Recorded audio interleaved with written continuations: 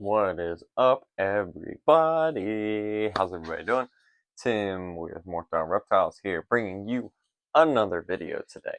So today, as I said, you guys are gonna get tired of seeing me because guess what? We got Clutch 2 that just got laid.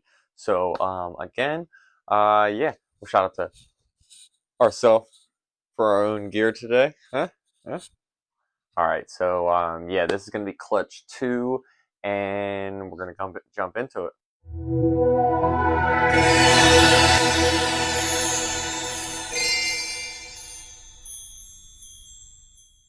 Thanks for joining back with us again. So you guys already know when we do a clutch video, we're gonna be setting up the tub. So in case you didn't see the other videos, you can go back and you can go ahead and watch, or you can just check this one out. Doesn't matter. So as always, we start with our tub on our scale empty. As you can see, we got all of our essentials. We got our bedding, we got our tub, we got our press and seal, our water mixture, we got our egg tray. So yeah, again, if you guys haven't seen the other videos, we really encourage you to go and check out all of our other videos on our channel and our clutch updates. Alright, so we're just going to jump right into it. So we have our tub zeroed out. We're doing 5 deli cups of bedding. We use the vermiculite.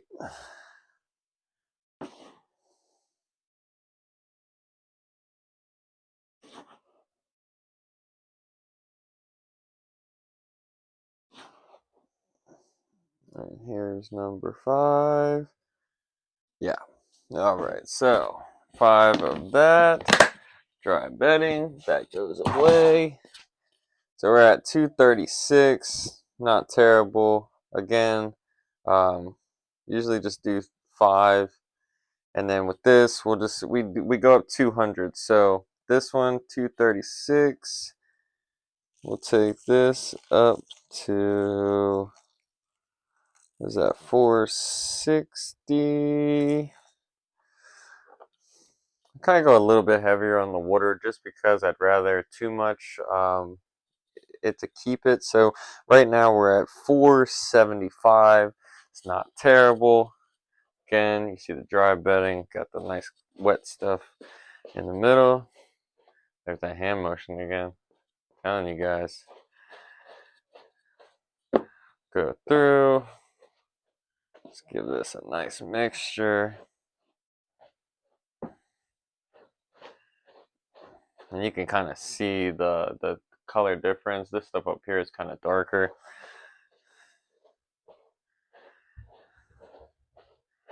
And this is, just doing a little bit more bedding sometimes. And water, it doesn't do anything. It just gives you more coverage in the tub, and the eggs are closer to the top. That's one thing that I try to stay away from. That's why we like the ratio that I normally use. But, alright. So, now, the main test. So what you want is you want it to be at a clump, but no water dripping out. Perfect. That's going to give us good humidity levels throughout the 55 to 60 day period that these will be hatching. As always, we got our easy hatch tray. And again, we push ours down so that it's close to the top. Boom. Tub ready. Alrighty. Now that we have our clutch card done, so as you can see, this is clutch 2 for 2025.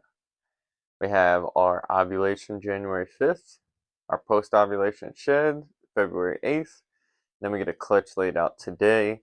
This clutch, very excited about. I really, really hope for the odds. We don't know how many eggs the female laid. She laid while we were at work. So, yeah. This one is going to be from, the male is an Orange Dream Chocolate Disco Pied to a female Orange Dream Chocolate Disco. Very, very excited about this clutch because this clutch could help us get closer to the triple supers. And what we mean by triple supers, every genetic that's in this pairing, so Orange Dream, Chocolate, and Disco, all of those have a super and if the supers overlap each other, it is going to be visible. Um, Everything from this clutch will be all 100% het pied, because pie being on the dad's side being a recessive, but not on the mom. So everything will be 100% het pied. So really for this, we are really shooting for the triple super, the super orange dream, super chocolate, super disco. How cool is that? All right, so let's get the photos that we need done, and then we'll pull the mom. And there she is in her glory. So this is an orange dream chocolate disco female. This female was hatched out here at the Morphgel Reptiles facility. So very happy. Nothing makes me more happy to see one of our females that we hatched out and raised up sitting on eggs. This is awesome. Um, this girl, again, I really, really like this project. So see if Mama will be nice with us. And here we go. So we have some eggs. 1, 2, 3, 4, 5, 6, 7. 7 eggs. That is awesome. Alrighty, guys. So we got 7 eggs. We have 1, 2, 3, 4, 5, 6, 7 eggs. Turn the lights out. Do some candling. See what we got going on here. Some veins, veins, veins. And this is awesome. So we also, I've never done this before on the camera. So I know it's kind of hard to see, but you see those little red lines? That's what we're looking for. Um, so that is awesome. So 7 good eggs. You guys know what comes up next. And if you don't, here you go. So we do our press and seal.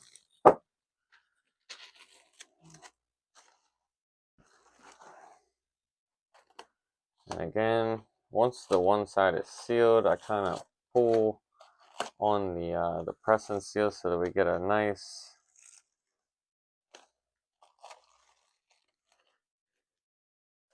try to get it as tight as possible across the top so that the eggs aren't touching it.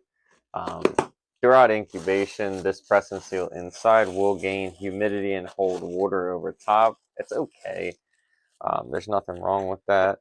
So we have that. We know how many eggs she has. So we'll go ahead and mark that down. 0 slugs. And as you can tell, there we go. Clutch number 2, 7 good eggs, 0 slugs, and we'll pop this in the incubator. Alrighty, guys, we got the fresh tub for the mom. Mom's a little skinny, but that's to be expected. She did just lay some eggs. So that's the mom, and we'll get her back into the rack. And yeah, clutch 2 in the books. Hopefully she does not try to bite me. Alrighty, guys. Alright. And so there we have it. We pulled the mom from the eggs. 7 good eggs. So that means clutch 1 was 8 eggs. Clutch 2, 7 eggs. We're in a good stretch. Hopefully the clutches keep up this size. That would be awesome. Lots of new babies. 0 slugs, which is awesome. We're definitely hoping for another season where we have 0 slugs throughout the whole year. That would be great. And just another thing, as we go back, this is the girls' tub right here that we just pulled the eggs. So as always, when the girls lay, we pull their egg tab, slide their name tag all the way to the left. Then we have our laid tag so that we know that this girl recently laid. And we'll update her her clutch card and her personal card. With the females, well, actually, let me see if she has one. I don't remember if she was a breeder for me or not. Let me see.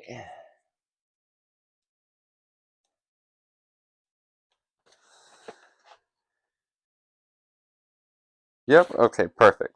So yeah, so as you could tell, besides our front name tags for our females and our breeding card, which you can't really see down here on that tub, but would do the female actual tub label, and then next to it, if they're breeding, we'll do another tag over here as our breeder tag so we can keep track of follicle growth and what male we're pairing with her, when they lock, everything like that. So that's a necessity for us here. It helps me keep everything organized and know what's going on and everything like that. So pretty much, a female will have her own card. We don't keep records of most things. I don't go as crazy as I used to in the beginning. We would do sheds, feeding, everything like that, bedding changes, stuff like that. Now, basically, um, I'll keep track of meals and sheds, especially during breeding season.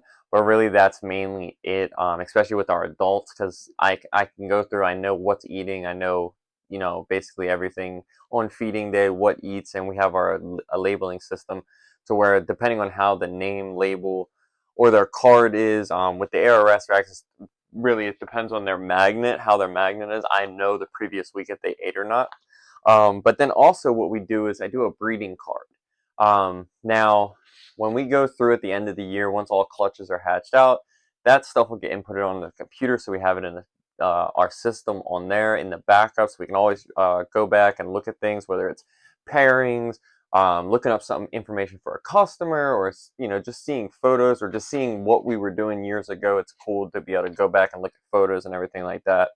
Um, but for me personally, especially with females, helps me keep track of how many clutches they've had, when they need to take a break, which I usually try to do 2 to 3 clutches depending on the female's size and age. We'll usually go two clutches or 3 clutches and then give them that third or fourth year off. Um, but as long as they're healthy and they're producing follicles and everything is going good, then we'll keep going. But I do like to give those females a break. We don't want to just keep pushing clutch, clutch, clutch out of them. I do think it's healthy for them to have a break here and there, and they get a whole year of just feeding and getting big. And normally that's really a good thing, especially with our females. We want our females to be big, nice, healthy females that are producing us good sized clutches and are going all the time. So for this female, she did lay last year. So she laid 5 eggs and 0 slugs January 31st of 2024. So here we are, almost a full 12 months. Um, she gained her weight back, was eating fantastic, gained her weight back, was looking really healthy before we were going into our new breeding season this year. And she started growing follicles, so we definitely put a male with her. And as you could tell from last year was her first year giving us a clutch. So that would have put her at 4 years old. Um, it's okay. I didn't really have the right male for her on year 3. Um, so we weren't stressing about that. This female is definitely important for us because of the genetics that she holds and what the project that we have for that. The triple super is definitely something that I really want to hit. We're gonna try. We have another chance this year, and we have better chances next year for the visual pied version. So we're definitely pushing that project, the triple super. And as you could tell, so last year, being her first year breeding, she gave us 5 eggs and 0 slugs. This year, as you guys seen, she ended up giving us 7 eggs and 0 slugs. Now, really, that just goes off of the follicles, what follicles were actually, viable and went through the whole process and ended up being fertilized. So it could change with every female. We've had big females lay us small clutches.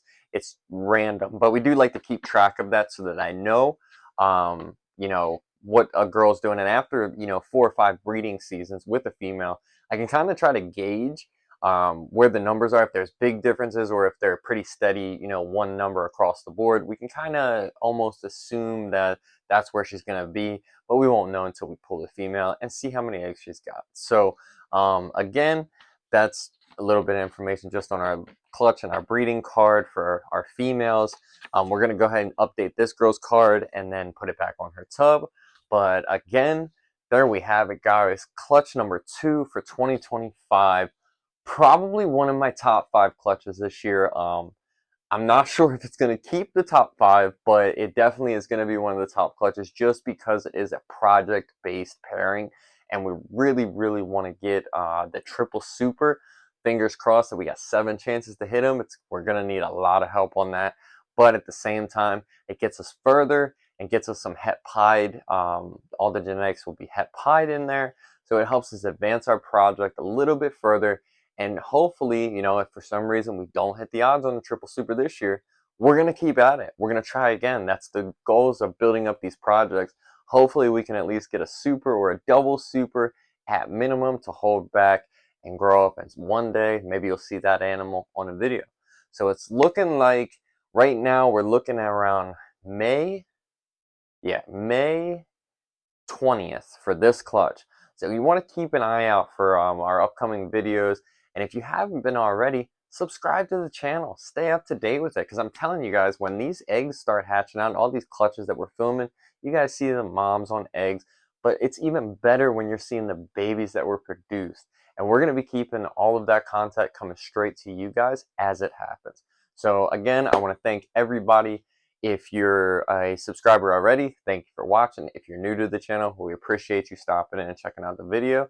And as always, we're here for anything. If you guys have any questions, comments, or concerns, hit us up in the comments, hit us up on Instagram, shoot us a message. It doesn't matter. We'll try to help you guys out. But thanks for watching, and we'll see you next time.